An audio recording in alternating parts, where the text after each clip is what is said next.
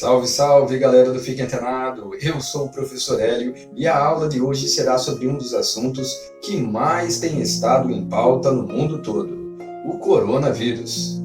E antes de começarmos, dê aquela curtida no vídeo e se inscreva no canal. E bora aprendermos um pouquinho mais sobre essa doença que tem alterado o dia a dia das pessoas por todo o globo.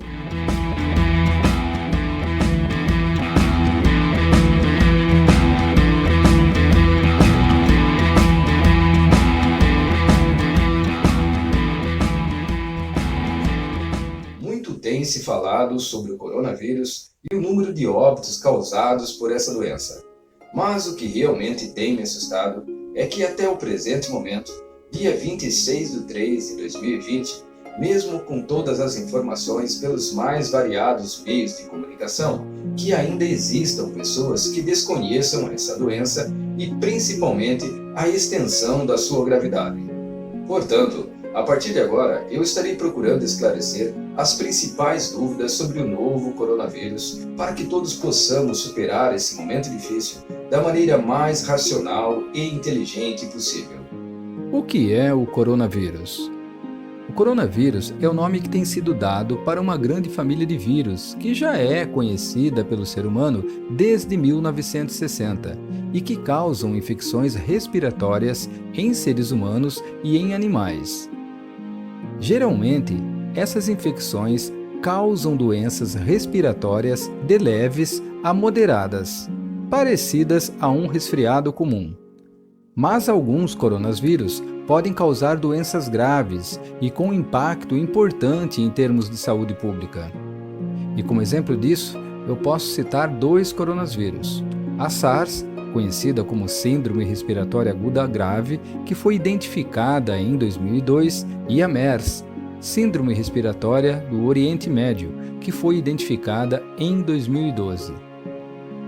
E é por esse motivo que hoje nós falamos em um novo coronavírus, porque ele é um novo membro dessa família de vírus, mas que vem se diferenciando dos outros coronas pelo seu alto poder de contágio.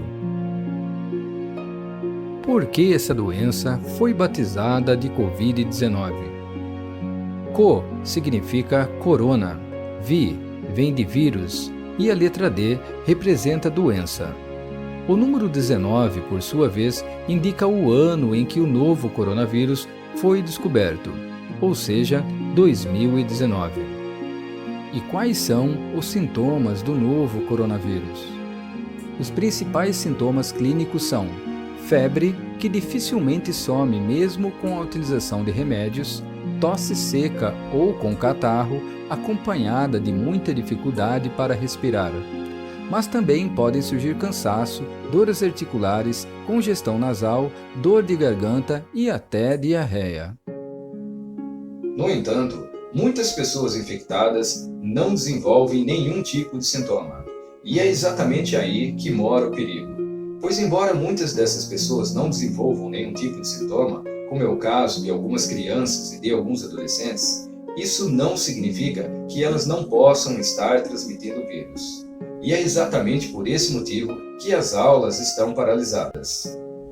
Se uma criança contaminada estiver frequentando a escola, em um período muito curto de tempo, todos os demais alunos também poderão estar contaminados. E como consequência disso, o vírus poderá se alastrar para as famílias dessas crianças, para os funcionários das escolas e para seus familiares, até que o vírus alcance as pessoas mais debilitadas, podendo inclusive fazer com que elas cheguem ao óbito. O que muda após uma pandemia ter sido declarada? O termo pandemia é utilizado quando uma doença infecciosa ameaça muitas pessoas ao redor do mundo ao mesmo tempo. O exemplo mais recente que nós temos de uma pandemia foi a disseminação global do vírus influenza, conhecido como H1N1, que causou a pandemia da gripe suína em 2009, momento em que as escolas também foram fechadas. Portanto, após ter sido declarada uma pandemia, a Covid-19 deixou de ser uma preocupação local para ser uma preocupação global. Mas como surgiu o coronavírus? Novos vírus são descobertos a todo momento. e a maioria deles pulam de outras espécies para os seres humanos. A SARS, que inclusive já foi citada nesse vídeo, foi transmitida para os humanos a partir de um animal selvagem conhecido como civeta, ou gato de Algália, que é um parente do guaxinim e que era considerado uma iguaria na região de Guangdong, na China. Já a MERS, também já citada nesse vídeo, geralmente pula dos dromedários para os seres humanos. No caso do Covid-19, de acordo com a Organização Mundial da Saúde, não existe nenhuma comprovação científica de como o coronavírus chegou até nós. Muitas pessoas estão insistindo que teria sido um morcego ou um pangolim, mas isso não foi comprovado, e os cientistas ainda estão correndo para desvendar como o novo coronavírus foi transmitido de animais para os seres humanos. E como o vírus é transmitido? A transmissão do coronavírus costuma ocorrer pelo ar ou por contato pessoal com secreções contaminadas como gotículas de saliva, espirro, tosse, catarro, contato pessoal próximo, como o toque e o aperto de mãos, contato com objetos ou superfícies contaminadas, seguido de contato com a boca, nariz ou olhos. Ou seja, se você for tocar um prato, um copo ou uma mesa que esteja contaminada e depois colocar as mãos na boca, nariz ou olhos, você fatalmente estará contaminado. E o vírus pode ficar incubado até 2 semanas, período em que os primeiros sintomas levam para aparecer desde a infecção. E quanto tempo este vírus sobrevive em superfícies? Alguns estudos sobre outros coronavírus descobriram que eles podem sobreviver em superfícies de metal, vidro e plástico por até 9 dias, a menos que sejam desinfetadas adequadamente. Esse período pode chegar a 28 dias em baixas temperaturas. Como se prevenir e evitar o coronavírus? O Ministério da Saúde orienta cuidados básicos para reduzir o risco geral de contrair infecções respiratórias agudas, incluindo o novo coronavírus. Entre as medidas estão: lavar as mãos frequentemente com água e sabonete por pelo menos 20 segundos. Se não houver água e sabonete, usar um desinfetante para as mãos à base de álcool, como o álcool em gel. Evitar tocar os olhos, nariz e boca com as mãos não lavadas. Evitar contato próximo com pessoas doentes. Ficar em casa. Cobrir a boca e nariz ao tossir ou espirrar com um lenço de papel. Logo em seguida, jogar esse papel no lixo. Na falta de papel, procure utilizar o antebraço. Limpar e desinfetar objetos e superfícies tocados com frequência. As maçanetas das portas residenciais, dos portões, assim como as maçanetas dos carros, são bons exemplos disso. Evitar beijos, abraços e apertos de mãos. Manter distância de até 1 metro das pessoas. Portanto, se você estiver na farmácia, supermercado ou qualquer outro lugar público, fique no mínimo a 1 metro de distância das demais pessoas. Não compartilhar objetos pessoais como pratos, colheres, copos e garrafas. Nas escolas, principalmente, as crianças e os adolescentes possuem esse mau hábito de dividirem as garrafas de água, o que é extremamente perigoso. Quando utilizar a máscara? A Organização Mundial da Saúde recomenda o uso de máscaras apenas se você estiver doente ou cuidando de alguém doente. Caso contrário, você estará desperdiçando uma máscara em um momento de falta de insumos no mundo todo.